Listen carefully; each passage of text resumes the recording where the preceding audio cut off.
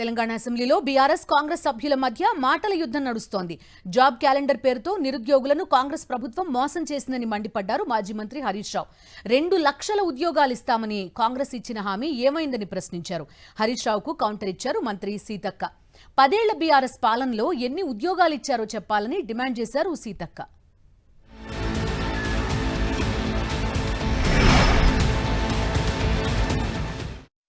ఎన్నికలు దాటడానికి నిరుద్యోగులను ఓడలా వాడుకొని గెలిచిన తర్వాత వాళ్ళను బోడమల్లేలు చేసింది ఎవరో ఇప్పుడు బట్టిగారే సెలవీయాలి అధ్యక్ష. రెండో బడ్జెట్లో 25-26 అధ్యక్ష, రెండో బడ్జెట్లో ఒక మంచి కవిత చదివారు అధ్యక్ష. బట్టిగారు మా మీద చదివారు 29వ పేజీ అధ్యక్ష.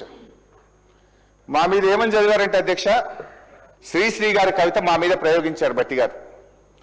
కూటి కోసం కూలి కోసం పట్టణంలో బ్రతుకుదామని తల్లి మాటలు చెవిన పెట్టక బయలుదేరిన బాటసారికి ఎంత కష్టమని మా మీద చదివారు అధ్యక్ష బట్టిగారు.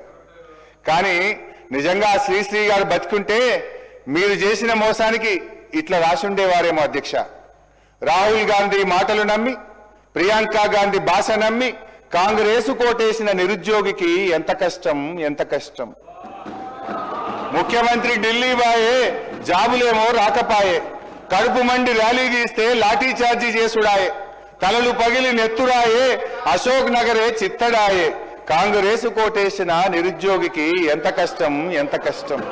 10 సంవత్సరాలు ఏం చేసిరో చెప్పండి. ఫస్ట్ ఏం చేసిరో చెప్పండి. ఎన్ని ఉద్యోగాలు ఇచ్చారు? తెలంగాణ ఉద్యమం 10 ఏళ్ళు జరిగింది. 10 ఏళ్ళ ఉద్యమం అంతా ఉద్యోగాల కోసమే. మరి మీరు అధికారంలోకి వచ్చి 10 ఏళ్లలో ఎన్ని ఉద్యోగాలు ఇచ్చారు అధ్యక్ష? ఏమన్నా అంటే నోటిఫికేషన్ ఇస్తే వాళ్ళకి ఏమన్నా జీతాలు పడ్డాయా? ఉద్యోగ గ్యారెంటీ వచ్చిందా? ఇవాళ ఉద్యోగాలు ఇచ్చింది మేము. నోటిఫికేషన్ ఇచ్చినాం. నోటిఫికేషన్ ఇస్తే వాళ్ళ ఇంట్లోకైనా జీతాలు వచ్చినాయా? ఏమైనా ఆర్డర్ ఇచ్చిర్రా? ఇవాళ ఎట్లున్నాయంటే అధ్యక్ష, వీళ్ళు చెప్పేది పాండవులు సంపాదించిందంతా కౌరవుల తద్దినానికే అంటారు.